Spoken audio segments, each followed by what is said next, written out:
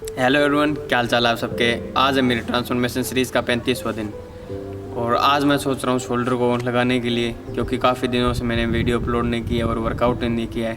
पिछले 6 दिनों से मैं बाहर घूमने गया हुआ था, हिमाचल प्रदेश।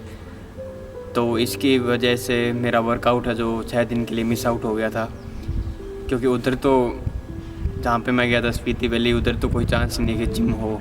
जिम वगैरह उधर कुछ नहीं है। मैंने इधर उधर पता भी किया था, लोगों से पूछा था, लेकिन उधर के लोग जिम नहीं करते हैं, क्योंकि उनका वैसे भी लाइफ के अंदर बहुत हार्ड वर्किंग लाइफ है उन लोगों की। और रियल में अगर हम हार्ड वर्क देखना चाहते हैं तो सच में हमें स्पीति वैली की तरफ जाना चाहिए, और हमें तब वहाँ जाके पता चलेगा कि रियल लाइफ का हार्ड वर्क है वो क्या होता है। हमारा कुछ हार्ड वर्क नहीं है। वो लोग इतने ऊपर रहते हैं, नीचे से सामान लेने के लिए नीचे आते हैं, पहाड़ों से नीचे आते हैं, फिर पता नहीं कितने कितने किलोमीटर की चढ़ाइयाँ करते हैं। हालांकि ऐसा नहीं कि वो पैदल चढ़ाई करते हैं, व्हीकल के साथ चढ़ाई करते हैं, लेकिन फिर भी व्हीकल के साथ भी चढ़ाई करना कोई आसान बात नहीं है, बहुत मुश्किल है। तो इसकी वजह से मेरा वर्कआउट था जो मिस आउट हो गया था, क्योंकि मैं बाहर घूमने के लिए गया था। मैंने बाहर घूमने गया था, उसकी भी बहुत सारी वीडियोस बनाई थी, कुछ पता नहीं अपने आप डिलीट हो गई और कुछ मेरे पास पड़ी है। तो मैं सोच रहा हूँ पहले उनको रिकवर करूँगा सारों को, कैसे ना कैसे करके। कोई तो इसका उपाय होएगा ही। जो ऐप वगैरह भी आजकल तो बहुत आ चुके हैं जिसके हम अपनी वीडियो को रिकवर कर सकते हैं, तो वो ढूंढूंगा। उसके बाद मैं सोच रहा हूँ उन वीडियो को भी अपलोड करूँगा मैं अपने चैनल पे, ताकि इन्फॉर्मेशन दूंगा लोगों को, ताकि जो अगर कोई उधर जाना चाहता है, सोलो ट्रिप जाना चाहता है, चाहे दोस्तों के साथ जाना चाहता है बाय पब्लिक ट्रांसपोर्टेशन, तो आप काफ़ी अच्छे से हेल्पफुल वो वीडियो आपके लिए रहने वाली है। लेकिन मैं देख रहा हूँ अभी 2-3 दिन मैं उनको 2-3 दिन में रिकवर करता हूँ, उसके बाद में मैं उनको अपलोड करूँगा। तो आज जैसे कि मैंने पहले बताया कि आज हम ट्रेन करने वाले हैं शोल्डर को, क्योंकि आज मंडे है। लगभग हर मंडे को शोल्डर ही ट्रेन हो रहा है मेरा, लेकिन ऐसा मेरा कोई फिक्स नहीं है कि मैंने शोल्डर को फिक्स कर रखा है कि मंडे को मैं शोल्डर लगाऊंगा। लेकिन लगभग हर मंडे को तो शोल्डर ही रहा है। लेकिन सोचा तो मैंने पहले आज बैक का था कि बैक को ट्रेन कर लेता हूँ, लेकिन फिर मैं सोच रहा हूँ कि पिछले जो दिनों में जो शेड्यूल चल रहा था उसको ही मैं कंटिन्यू कर लेता हूँ। और आज हम बात करने वाले हैं फ्रंट शोल्डर की। फ्रंट शोल्डर के अंदर हम उसको 3-4 एक्सरसाइज के साथ परफॉर्म कर सकते हैं। पहली एक्सरसाइज है जो बारबल कर्ल के साथ परफॉर्म कर सकते हैं, क्योंकि उसके अंदर भी हम अगर उसको परफॉर्म करते हैं वो भी बहुत अच्छे से हमारे फ्रंट शोल्डर के ऊपर आता है प्रॉपर तरीके से, क्योंकि एक साइड से हमारे जो हैंड है वो लॉक हो जाते हैं। कोई चांस ही नहीं है कि हमारा जो परफॉर्मेंस है वो ख़राब हो। हालांकि हो सकता है कि अगर हम माइंड हमारा वहाँ तक ना ले जा पाए, बाई चांस कभी कभार हो जाता है, कोई इतना सक्षम नहीं होता कि अपने माइंड को शोल्डर के साथ जोड़ सके, तो हो सकता है तब चांस हो सकता है। लेकिन वो भी बहुत कम चांस है कि वो अपने शोल्डर का जो फ्रंट मसल को अगर वो ट्रेन कर रहा है तो उसका माइंड उसके साथ कनेक्ट ना हो, या उसकी परफॉर्मेंस है या उसके फॉर्म है वो गलत हो जाए, बहुत कम चांस है। और दूसरी एक्सरसाइज हम लगा सकते हैं शोल्डर के साथ। शोल्डर के साथ में मुझे काफ़ी अच्छा महसूस होता है और काफ़ी अच्छी एक्सरसाइज है वो भी, क्योंकि उसके अंदर मैं हैवी वेट में जाने लगे हूँ आजकल। तो मैं पहला सेट ही 10 kg से स्टार्ट करता हूँ, लास्ट 15 पे ख़त्म हो जाता है, क्योंकि मैं हमेशा ही हर एक्सरसाइज हर मसल के लिए 3 सेट रखता हूँ। और तीसरी एक्सरसाइज हम रख सकते हैं उसको मशीन के ऊपर स्ट्रेट बार डाल के, उसके हम मशीन के साथ ही परफॉर्म कर सकते हैं। तो वही मैं आज सोच रहा था कि डंबल की जगह मैं उस मशीन के साथ उसको परफॉर्म करूँ फ्रंट शोल्डर को, क्योंकि मशीन के अंदर भी बहुत अच्छा आ जाता है, उसके अंदर भी हमारा एक प्रकार से हैंड लॉक हो जाता है। लेकिन ऑन द अदर हैंड हम अगर डंबल के साथ करें तो डंबल के साथ हमारा ये सीन रहता है कि डंबल के साथ हम एक प्रकार से झूलने लग जाते हैं। अगर कोई बिगनर बंदा है, वो हैवी वेट पे जा रहा है, उसको ज़्यादा नॉलेज नहीं है, तो वो उसके साथ झूलने लग जाता है, जो बहुत ज़्यादा गलत है। क्योंकि वो हम अगर हमारे हाथ में हैवी वेट है तो हैवी वेट की वजह से हमारा जो पेन है वो हमारी बैक के अंदर आ सकता है झूलने से। क्योंकि बहुत से बंदे आपने देखे होंगे, बहुत सारी वीडियोस आती है यूट्यूब पे, इंस्टाग्राम पे कि बंदे फ्रंट रेज कर रहे हैं डंबल के साथ, लेकिन वो फ्रंट रेज कम बैक की एक्सरसाइज ज़्यादा कर रहे हैं और उसके साथ झूल ज़्यादा रहे हैं। ये एक ड्रॉबैक है उसका डंबल का। लेकिन मैं नहीं झूलता, क्योंकि मुझे तो अभी तो मैं इंटरमीडिएट लेवल पर आ चुका हूँ, तो अच्छा खासा मुझे नॉलेज हो चुका है इस चीज़ का।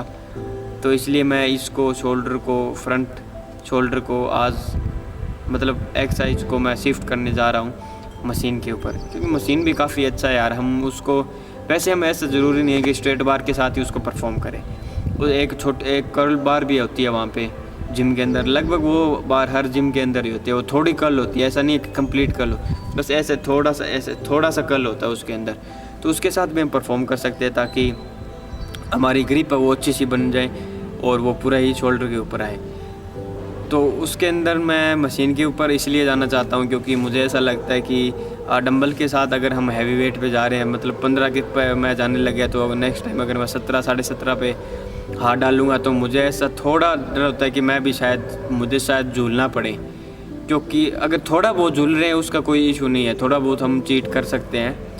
ऐसा नहीं है कि प्रॉपर तरीके से हम कंप्लीटली खड़े रहें, बिल्कुल स्टैंड जैसे हमारे हाथ हिलने चाहिए और बॉडी का कोई मूवमेंट नहीं होना चाहिए, कोई भी बॉडी का कोई भी पार्ट हमारा हिलना नहीं चाहिए, ऐसा कुछ नहीं है। थोड़ा बहुत मूवमेंट हम रख सकते हैं बॉडी के अंदर।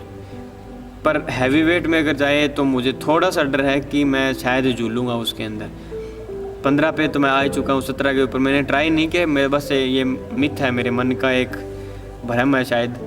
लेकिन मशीन के ऊपर मुझे ऐसा लगता है कि हम हैवी वेट पे जा सकते हैं क्योंकि उसके अंदर स्टैक्स होते हैं। स्टैक्स को हम 5 केजी की स्टैक डाल सकते हैं, फिर 10, फिर 15, 20, 25, 30 ऐसे स्टैक्स डाल सकते हैं। तो उसके अंदर हमारे झूलने का कोई इशू नहीं, झूल नहीं सकते हम, उस पर लॉक हो जाते हैं। हमारी बैक है, जो हमारी हिप्स है, उस मशीन के जो रोड होती है उस पर हम पूरा चिपका लेते हैं या चिपक सकते हैं, वो अपनी मर्जी है। कोई नहीं चिपकता, कोई आगे रह के करता है, कोई पूरा पीछे होके करता है।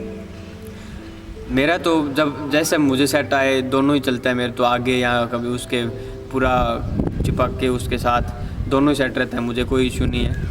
लेकिन उसके अंदर हैवी वेट के अंदर हम जा सकते हैं 15 से सीधा हम 20 डाल सकते हैं, फिर 25 डाल सकते हैं, क्योंकि हर स्टैक तो 5 केजी की होती है, उसके अंदर 2.5 केजी का कोई सिस्टम नहीं है। जैसे डंबल के अंदर 2.5 केजी होता है, फिर 5, फिर 7.5, फिर 10। स्टैक्स के अंदर ऐसा कुछ नहीं होता मशीन के अंदर। स्टैक्स सिर्फ एक स्टैक्स है वो 5 केजी की रहेगी, फिर नेक्स्ट अगर हम 2 डालेंगे तो वो 10 केजी वज़न हो जाएगा। यही सीन है, यही मैं फ्रंट के लिए आज बता रहा हूँ। मुझे काफ़ी टाइम से मैं सोच रहा था कि इसको मैं हैवी वेट पे लेके जाऊँ 15 पे, तो 2 वीक से कर ही रहा हूँ, 14-15 दिन से। तो इसलिए मैंने सोचा कि मशीन के ऊपर जाते हैं और स्टैक्स को बढ़ाते हैं और देखते हैं कि क्या कुछ सीन रहता है। तो आज हम वही ट्राई करने वाले हैं मशीन के ऊपर। और लास्ट 15,000 है तो मैं कोशिश करूँगा 25 तक उसको ले जाने की। अगर 25 तक मेरा सही रहा, मतलब मैं अपने खुद के दम पर कर पाया उसको, तो फिर नेक्स्ट टाइम मैं उसको सीधा 30 पे लेके जाऊँगा। मतलब 20 का पहला सेट रहेगा और सेकंड है वो 25 का, और थर्ड हम एंड करेंगे उसको 30 केजी के ऊपर। यही सिस्टम रहेगा। फिर मैं अगर आज मेरे को अच्छा फील हुआ मशीन के साथ तो फिर मैं डंबल को छोड़ दूँगा। प्रॉपर तरीके से नहीं, कभी कभी डंबल के साथ भी परफॉर्म कर लेंगे ताकि हमारी जो फॉर्म है वो बिल्कुल सही रहे, हम भूलें ना उसको डंबल के साथ जब भी हमें परफॉर्म करना पड़े। क्योंकि ज़रूरी नहीं है हर जिम के अंदर वो आपको मशीन मिले। कई बार ऐसी जिमें भी होती है जिनके अंदर कुछ 1-2 मशीनें नहीं होती है, तो इसलिए हमेशा हमें छोड़नी नहीं चाहिए। डंबल के साथ भी परफॉर्म करता रहूँगा ताकि मैं उसको भूलूँ ना और मेरी फॉर्म ख़राब ना हो। इसलिए डंबल के साथ भी कंटिन्यू रखेंगे, लेकिन ज़्यादा मैं मशीन को प्रेफरेंस करूँगा डंबल की बजाय। बस यही कुछ बातें हैं जो मैं फ्रंट शोल्डर की आपके साथ शेयर करना चाहता था, क्योंकि मुझे ऐसा कुछ दिनों से लग रहा था कि आजकल मैं सोच रहा हूँ कि हर एक मसल की मैं बात करूँ। जैसे बैक में भी तो हमारे विंग्स होते हैं, पीछे ट्रैप्स भी बैक में ही काउंट होते हैं। वैसे तो आप चाहे बैक के साथ परफॉर्म करो चाहे शोल्डर के साथ, अपनी मर्जी है। मैं हमेशा शोल्डर के साथ परफॉर्म करता हूँ ट्रैप्स को। तो चेस्ट के अंदर अपर चेस्ट होगी, लोअर चेस्ट होगी, मिड चेस्ट होगी, ये भी कुछ अलग अलग मसल्स हैं। मैं आजकल सोच रहा हूँ इनके बारे में परफॉर्म करूँगा। और मैं कुछ नया क्रिएटिव करने की सोच रहा हूँ कि मैं 4 दिन जिम जाऊँ और 2 दिन कुछ अलग वर्कआउट करूँ घर पे, ग्राउंड में या खेत में, हमारे खेत में, क्योंकि हम किसान हैं। तो कहीं ना कहीं तो उसका कुछ ना कुछ जुगाड़ कर रहा हूँ, मैं सोच रहा हूँ उसके बारे में। क्योंकि स्ट्रेंथ के लिए स्ट्रेंथ भी बहुत ज़रूरी है। तो देखते हैं वो कितने दिनों में स्टार्ट होता है। इस वीक ही स्टार्ट हो गया तो बहुत अच्छी बात है, क्योंकि मैं कोशिश तो मेरी यही है कि मैं 4 दिन जिम जाऊँ और शुक्रवार शनिवार को मैं वो देसी वर्कआउट स्टार्ट करूँ। और मैं उम्मीद मेरी 100% मेरा यही है कि मैं करूँगा उसको, क्योंकि मैंने काफ़ी सीरियस लिया उसको।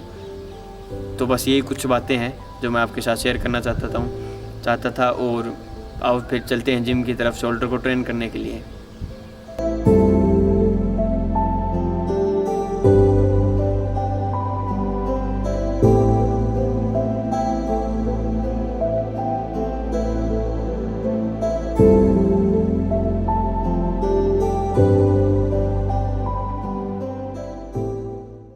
जिम में पहुंचने के बाद मैंने शोल्डर का वर्कआउट स्टार्ट किया मशीन प्रेस के साथ, जिसमें पहला सेट मेरा 20 kg से स्टार्ट हुआ और ख़त्म कर दिया 27.5 kg के ऊपर।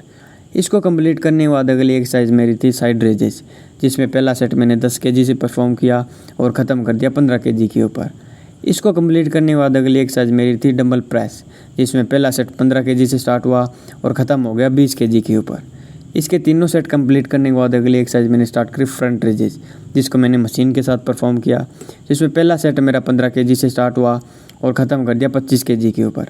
इसको कंप्लीट करने के बाद लास्ट एक्सरसाइज मैंने स्टार्ट करी ट्रैप्स की, जिसको मैंने डंबल के साथ परफॉर्म किया, जिसमें पहला सेट मेरा 5 kg से स्टार्ट हुआ और ख़त्म हो गया 10 kg के ऊपर। ये सारी एक्सरसाइज कंप्लीट करने के बाद लास्ट में मैंने शोल्डर को फ्लैक्स किया और इसका पंप चेक किया। इसी के साथ सारा दिन और एक्सरसाइज हो गई ख़त्म। मिलते हैं अगले दिन।